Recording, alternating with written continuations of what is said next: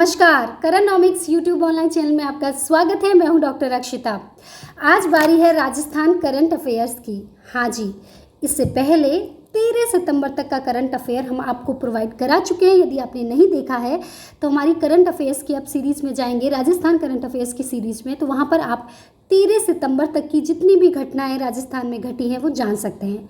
अब हम बात करेंगे इस हफ्ते की, यानी 14 सितंबर से लेकर 20 सितंबर तक राजस्थान में जो भी घटनाएं घटी हैं उनके बारे में।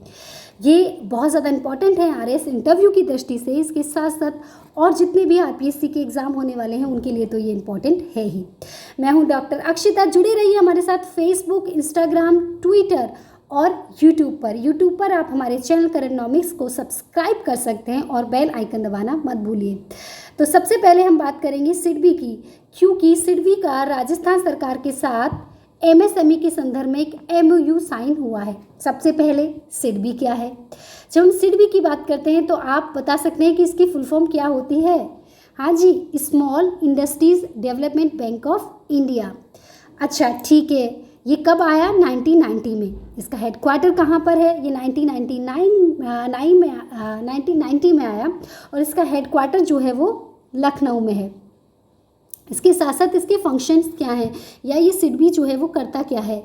ये एमएसएमई यानी स्मॉल सेक्टर्स को रिफाइनेंस करने का, या जो इंडस्ट्री स्मॉल सेक्टर्स में काम कर रही हैं, एमएसएमई यानी माइक्रो स्मॉल मीडियम एंटरप्राइजेज जो काम कर रही हैं उनको रिफाइनेंस करना, उनको सर्विस देना, उनको शॉर्ट टर्म जो है वो लोन भी जो है ये प्रोवाइड कराती है। ठीक है, तो आप समझ पाए सिडबी क्या है।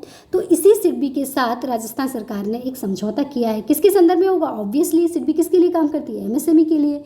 तो एमएसएमई के संदर्भ में। Very good. राजस्थान के उद्योग विभाग और सिडबी अब एमएसएमई को फाइनेंशियल रूप से, टेक्नोलॉजिकल रूप से, तकनीकी रूप से, विपणन मार्केटिंग के लिए और एक्सपोर्ट के लिए सहायता प्रदान करने के लिए मिलकर काम करेंगे। वर्तमान में राजस्थान के उद्योग मंत्री कौन है? प्रसादी लाल मीणा जी। तो ये जो एमओयू हुआ है इसका उद्देश्य क्या है? एक तो ये है कि जो हमारे माइक्रो स्मॉल मीडियम एंटरप्राइजेस हैं उनके लिए इकोसिस्टम डेवलप करना, जहाँ पर सारी चीज़ें आसानी से जो है हमें मिल सकें। ठीक है, एक माहौल जो है वो रेडी करना है, एक इन्वायरमेंट रेडी करना है एमएसएमई के लिए, लोग ज़्यादा से ज़्यादा जुड़ सकें और एक पॉजिटिविटी जो है यहाँ पर लाई जा सके कि हमें एंटरप्राइजेज में काम करना चाहिए। क्योंकि हमें पता है कि हमारी प्रदेश में, इनफैक्ट पूरे इंडिया में एमएसएमई का बहुत ज़्यादा योगदान है लोगों को न केवल रोज़गार देने में बल्कि निर्यात में भी। ठीक है, दूसरा इसका उद्देश्य ये कि single window one stop shop के आने से बड़े उद्योग की स्थापना पर बल देना। आपको पता है राजस्थान में क्या आ गया है?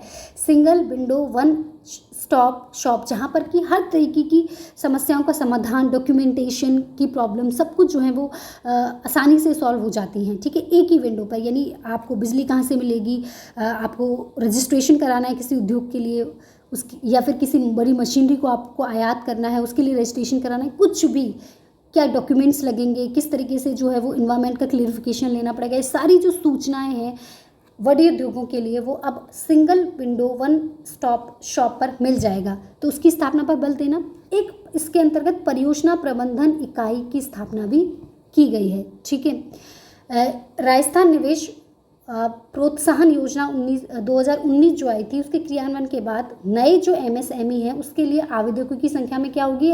वृद्धि हो गई है। तो ऐसे जो नए लगने वाले उद्यम हैं उनकी मदद करना इसका मुख्य उद्देश्य रखा गया है। इसमें 4 मुख्य तरीके के जो काम होंगे। अब हम बात करते हैं, ये जो हम बात कर रहे हैं परियोजना प्रबंधन जो आपकी इकाई लगाई जाएगी पीएमयू, तो पीएमयू का जो है वो काम होगा क्या? ठीक है, पीएमयू का जो काम है वो होगा क्या?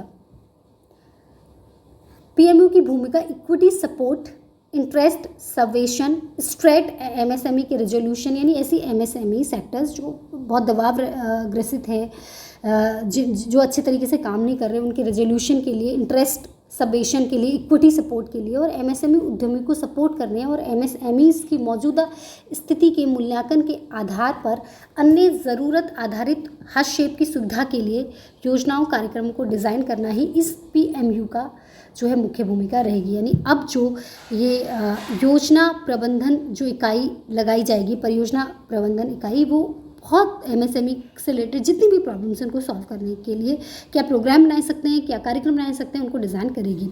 एमएसएमई एक्ट में भी यहाँ पर थोड़ा सा संशोधन हुआ है। एमएसएमई एक्ट जो राजस्थान के अंतर्गत, उसके संशोधन में जो राज उद्योग मित्र है उसके माध्यम से पंजीयन कर तत्काल उद्योग शुरू करने का अवसर देते हुए सभी तरह की जो अनुमतियां हैं, निरीक्षणों हैं, उनसे 3 साल के लिए मुक्त किया गया। यानी अब कोई भी व्यक्ति यदि माइक्रो स्मॉल मीडियम एंटरप्राइजेस लगाना चाहता है, कोई ऐसी इंडस्ट्री लगाना चाहता है जो कि इनसे रिलेटेड है, तो उनके लिए 3 साल का जो है अनुमतियों से, निरीक्षणों से उनको मुक्त किया गया है इसके अंतर्गत। ये अच्छा, एक बात आती है कि एमएसएमई जो है उनको हम कैसे डिफाइन करेंगे। आपको पता है एमएसएमई की अब नई डेफिनेशन आ चुकी है। यानी माइक्रो की बात करें तो ऐसी कंपनियां जिनका इन्वेस्टमेंट यानी निवेश तो 1 करोड़ तक या 1 करोड़ से कम और टर्नओवर यदि 5 करोड़ है या 5 करोड़ से कम है तो वो माइक्रो एंटरप्राइजेस होंगी। स्मॉल एंटरप्राइजेस 10 करोड़ इन्वेस्टमेंट और टर्नओवर 50 करोड़ से कम, और मीडियम एंटरप्राइज जिनका इन्वेस्टमेंट निवेश 50 करोड़ या 50 करोड़ से कम और टर्नओवर 250 करोड़ या 250 करोड़ से कम, यानी 50 करोड़ से 250 करोड़ के बीच में यदि आपका टर्नओवर है, आपका इन्वेस्टमेंट 10 करोड़ से ऊपर 50 करोड़ से नीचे है, तो वो मीडियम एंटरप्राइजेस कहलाएंगी। क्लियर है, आप समझ पाए। तो अभी एमएसएमई की जो डेफिनेशन है उसको भी अपडेट किया गया। तो ऐसी एमएसएमई, ऐसे एंटरप्राइजेज, उनके लिए जो है सिडबी के साथ एक समझौता हुआ है जो कि इन एमएसएमई के विकास में राजस्थान में एक महत्वपूर्ण भूमिका अदा करेगा। तो आपसे क्वेश्चन पूछा जा सकता है यहाँ पर कि राजस्थान में उद्योगों के विकास के लिए सरकार क्या कर रही है, ये इस कोविड काल में कैसे उद्योग का विकास किया जाएगा, कैसे डेवलपमेंट किया जाएगा, क्या प्रयास होने चाहिए, क्या हो रहे हैं, उनके बारे में आप बताइए, प्रकाश डालिए तो आप बता सकते हैं ईजिली। अब हम बात करते हैं अपनी नेक्स्ट जो है इंपॉर्टेंट न्यूज़, वो है मेवाड़ के लोक नृत्य गबरी को, गबरी का नाम आपने सुना होगा, गबरी को राजस्थान में 10वीं के इतिहास की पुस्तक के पाठ में शामिल किया गया है। यस, गबरी को प्रादेशिक पहचान मिलेगी और आदिवासी अंचल का प्रमुख लोक नाट्य है गबरी। यस, श्रावण तथा भाद्रपद मास में 40 दिन तक जनजाति युवा जो हैं वो गांव-गांव में गबरी का मंचन करते हैं।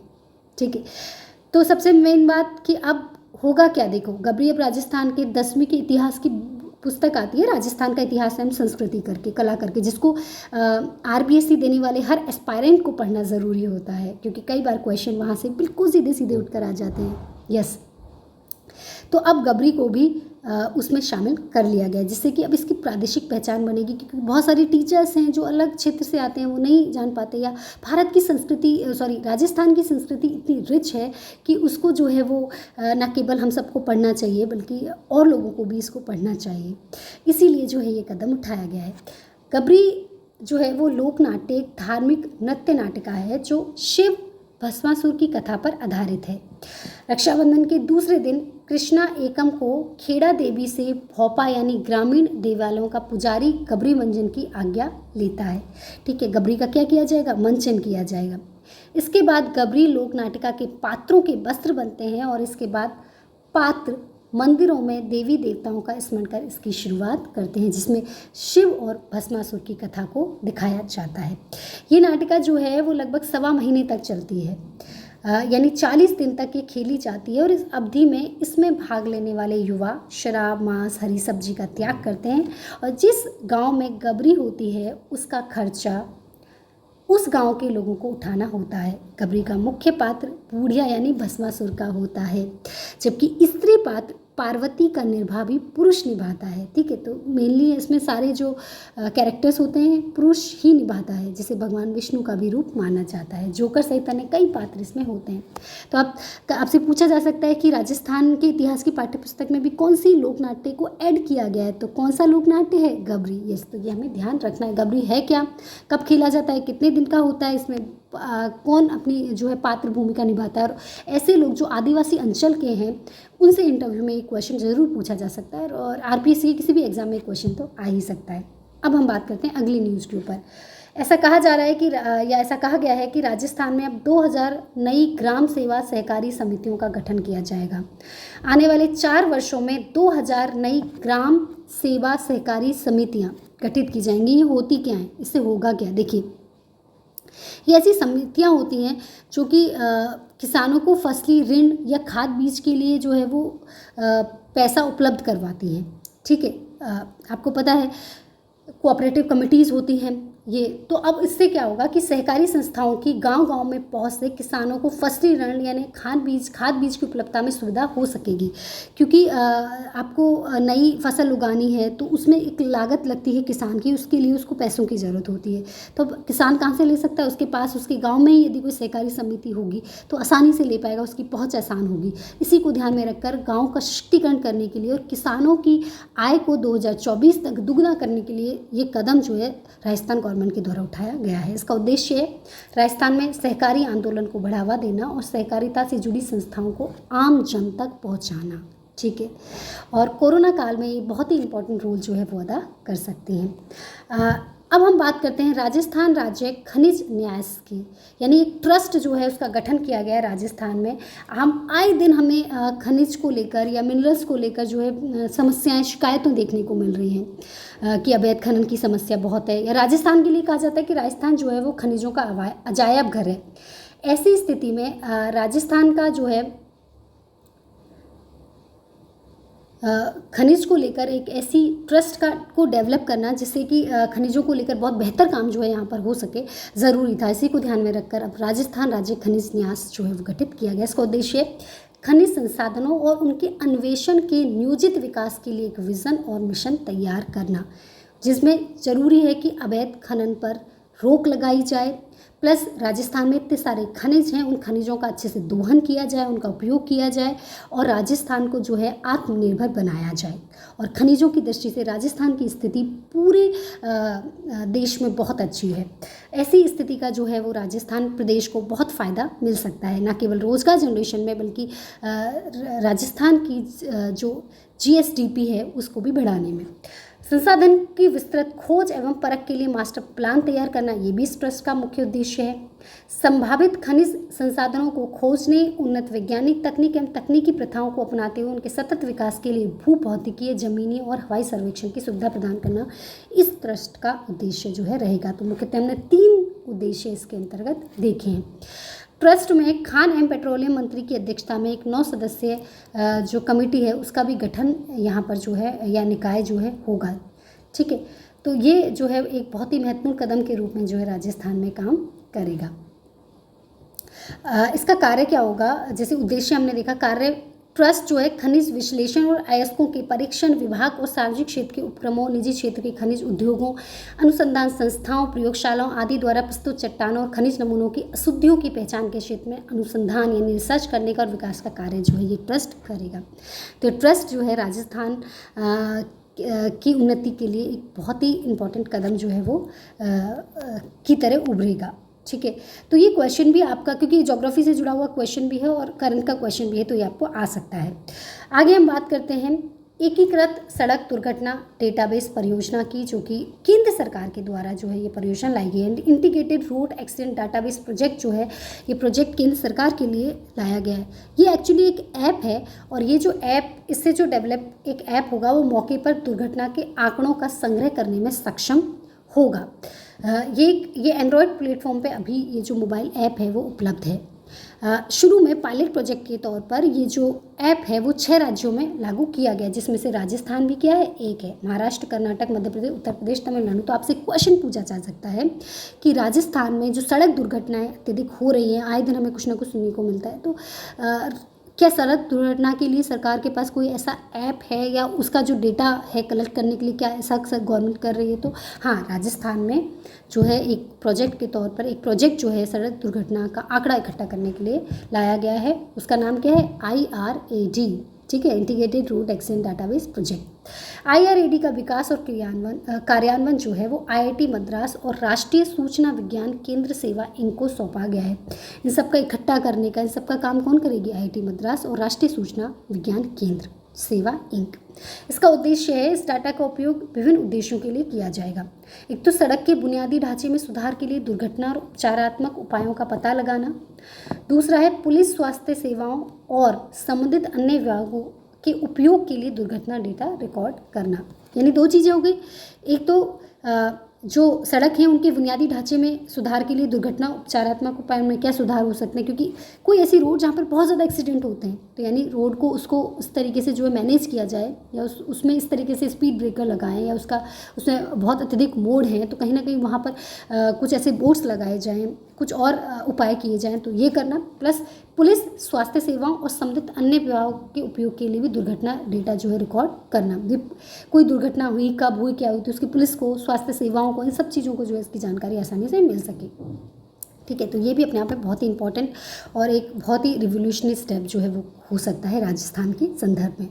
अब हम बात करते हैं वस्त्र 2020 की। यस, ये क्या है देखिए, रीको और फिक्की द्वारा अंतर्राष्ट्रीय टेक्सटाइल एवं अपैरल फेयर वस्त्र के 7वें संस्करण वस्त्र 2020 का आयोजन पहली बार वर्चुअल प्लेटफॉर्म पर 23 से 27 सितंबर तक किया जाएगा, और ये पोर्टल जो है 7 अक्टूबर तक लाइव रहने वाला है। ठीक है, तो ये क्या है, एक फेयर है, फेयर मतलब एक मेला है, मेले की तरह है, अंतर्राष्ट्रीय टेक्सटाइल एवं अपैरल फेयर मेला, जिसका नाम है वस्त्र, और इसका 7वां संस्करण जो है वो 2020 में आया है। ये हमेशा जो है वो वर्चुअल लेवल पे नहीं होता था, अब की बार कोविड-19 की वजह से वर्चुअल लेवल पर यानी डिजिटल प्लेटफॉर्म पे जो है ये फेयर जो है ये इस मेले का जो है आयोजन किया जाएगा। वस्त्र का लक्ष्य है मौजूदा व्यावसायिक संबंधों को सुदृढ़ करना और नए व्यावसायिक संबंधों को बनाना, यानी जो अब इस फेयर में जो जितने भी प्रोफेशनल रिलेशनशिप है वो तो मेंटेन करना ही, उसको और अच्छा करना, बल्कि नई रिलेशनशिप भी जो है बनाना इंटरनेशनल लेवल पर। ठीक है, वस्त्र 2020 के वर्चुअल संस्करण में वस्त्र उद्योग की संपूर्ण मूल्य संवर्धन श्रृंखला फाइबर से fashion, home furnishing, fashion accessories के साथ कई और उत्पादों को प्रदर्शित जो है इसमें किया जाएगा। तो राजस्थान के लिए बहुत ही ज़्यादा क्या है, इम्पॉर्टेंट है, क्योंकि राजस्थान का जो है वो वस्त्र निर्यात में भी अपना एक महत्वपूर्ण रोल है। वस्त्र 2020 पूर्ण रूप से B2B यानी बिजनेस टू बिजनेस फेयर होगा, यानी अगर मैं ये चाहूँ कि मैं अपने लिए कोई ड्रेस लेके आ जाऊँ वहाँ से, तो वो पॉसिबल नहीं है। लेकिन यदि मेरी दुकान है, मेरी इंडस्ट्री है और मैं कोई बिज़नेस करती हूँ अपैरल्स का, कपड़ों का, फैशन गारमेंट्स का, तो मैं वहाँ पर जाकर जो है इस फेयर में पार्टिसिपेट कर सकती हूँ। तो ये पूरी तरीके से बिजनेस टू बिजनेस है। ठीक है, प्रदर्शनी के सभी 5 दिनों में प्री फिक्स्ड B2B मीटिंग्स के साथ ऑन द स्पॉट मीटिंग्स भी आयोजित की जाएंगी। वस्त्र 2020 में विदेशी खरीदार और इंडियन बाइंग्स हाउसेज और प्रतिनिधि जो हैं वो भाग लेंगे।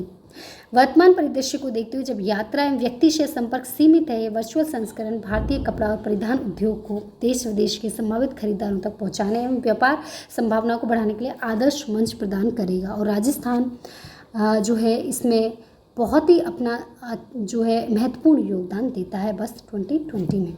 ठीक है, तो मैं उम्मीद करती हूँ कि आज का लेक्चर आपको बहुत ज़्यादा अच्छे से समझ में आया होगा। ये जो अब जो हमने न्यूज़ डाली है जल जीवन मिशन की, वो हमने इसलिए डाली है, हालांकि जल जीवन मिशन 2019 का है, लेकिन अभी ये चर्चा में है क्योंकि सरकार की तरफ से लगातार ये मांग की जा रही है कि जल जीवन मिशन में जो है राजस्थान की जो भागीदारी है, या राजस्थान और जल जीवन मिशन का जो केंद्र की और राज्य की जो भागीदारी है उसको 90-10 किया जाए। लगातार इस तरीके की मांग जो है राजस्थान सरकार के द्वारा की जा रही है, तो ये एक इम्पॉर्टेंट हो जाता है टॉपिक, और आपसे इससे रिलेटेड क्वेश्चन पूछा भी जा सकता है कि इम्पॉर्टेंट योजना है, इसलिए आज हमने इसको शामिल किया है। जल जीवन मिशन के कार्यान्वयन हेतु राजस्थान को 965 करोड़ 50 लाख रुपए की पहली किश्त जो है वो जारी कर दी गई है। ठीक है, तो ये इसलिए भी इम्पॉर्टेंट है।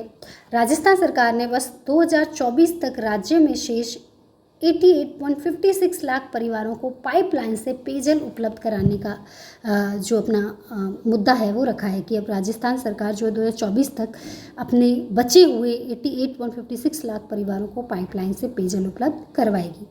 परिवारों को नल जल कनेक्शन प्रदान करने के लिए क्रियान्वयन हेतु लगभग 11,744 गाँवों की योजना जो है वो तैयार इसके अंतर्गत की गई है। कुल कितने गाँव हैं? 11,744।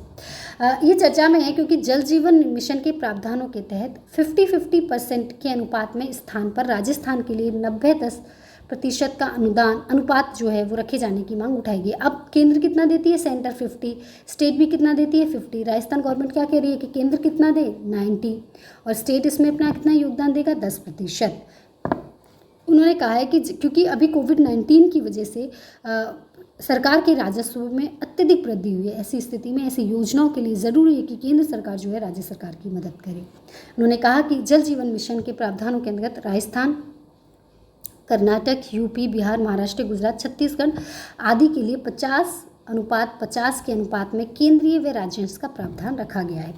राजस्थान की तुलना में इन राज्यों से करें, क्योंकि हम ऐसा ही हो रहा है, तो उन्होंने कहा कि ये उचित नहीं है, क्योंकि राजस्थान, किसने कहा है? राजस्थान सरकार ने, क्योंकि राजस्थान में जल उपलब्धता बहुत कम है या कुल वर्षा का मात्र 1% पानी जो है गिरता है। तो ऐसी स्थिति में राजस्थान सरकार रेगुलर ये मांग कर रही है कि जल जीवन मिशन में राजस्थान के संदर्भ में केंद्र का जो हिस्सा है वो 50% से बढ़ाकर कितना कर देना चाहिए? 90-10। इसको थोड़ा सा हम देख लेते हैं कि ये है क्या। देखिए, जल शक्ति, एक और इसमें इम्पॉर्टेंट न्यूज़ है कि जल शक्ति मंत्रालय ने विभिन्न राज्यों को पत्र लिखते हुए कहा है कि कोरोना वायरस के कारण लागू किए गए लॉकडाउन के परिणाम स्वरूप राज्यों में लौट रहे प्रवासी श्रमिकों को भी जल जीवन मिशन के तहत कार्य प्रदान किया जा सकता है। इसलिए भी इम्पॉर्टेंट है क्योंकि जल जीवन मिशन को जो है प्रवासी मजदूरों को रोजगार देने के लिए भी जो है बात कही जा रही है, और राजस्थान भी इसके लिए जो है बढ़ चढ़कर भाग ले रहा है। थोड़ा सा इस योजना को देख लेते हैं कि योजना क्या है, क्योंकि क्यों चर्चा में, ये तो हमने देख ही ली, लेकिन क्या है। देखिए, इसकी घोषणा 2019 में प्रधानमंत्री जी के द्वारा लाल किले से की गई थी, ठीक है, मोदी जी के द्वारा। इसका प्रमुख उद्देश्य है वर्ष 2024 तक सभी ग्रामीण घरों में सुरक्षित पाइप जलापूर्ति यानी हर घर जल सुनिश्चित करना। जल शक्ति मंत्रालय को इसमें नोडल मंत्रालय बनाया गया है, ठीक है। तो कई बार पूछ लिया जाता है कि किस मंत्रालय के अंतर्गत ये योजना चलाई जा रही है। ये है जल शक्ति मंत्रालय। केंद्र और राज्य सरकारें साथ मिलकर इसमें काम करेंगे। जल जीवन मिशन के तहत वर्षा के पानी को रोकने, समुद्री पानी, माइक्रो इरिगेशन, पानी बचाने का अभियान, सामान्य नागरिक सजग हों, बच्चों को पानी की महत्ता की शिक्षा दी जाए, ऐसे काम भी इसके अंतर्गत किए जा रहे हैं, ठीक है। आगे यदि हम देखते हैं तो इससे फ़ायदा क्या होगा इस मिशन से। देखिए, पहला तो घरेलू पाइपलाइन जलापूर्ति होगी, स्वच्छ और पीने का शुद्ध पानी मिलेगा, भूजल स्तर का पुनर्भरण होगा, बेहतर स्थानीय बुनियादी ढांचा जो है वो डेवलप किया जाएगा, और कम पानी से होने वाली जो बीमारियां हैं वो भी जो है ख़त्म होंगी, और कम पानी की अब क्या होगी? बर्बादी होगी। इसलिए जल जीवन मिशन अपने आप में बहुत ज़्यादा महत्वपूर्ण है। ये क्या है, इसकी हिस्ट्री भी हमने देख ली, इसका स्टैटिक पोर्शन भी हमने देख लिया, और वर्तमान में क्यों चर्चा में है इसको भी हमने देख लिया। तो मैं उम्मीद करती हूँ कि आज का आपका लेक्चर बहुत अच्छे से समझ में आया होगा। मिलते हैं अगले लेक्चर में, तब तक के लिए थैंक यू, धन्यवाद।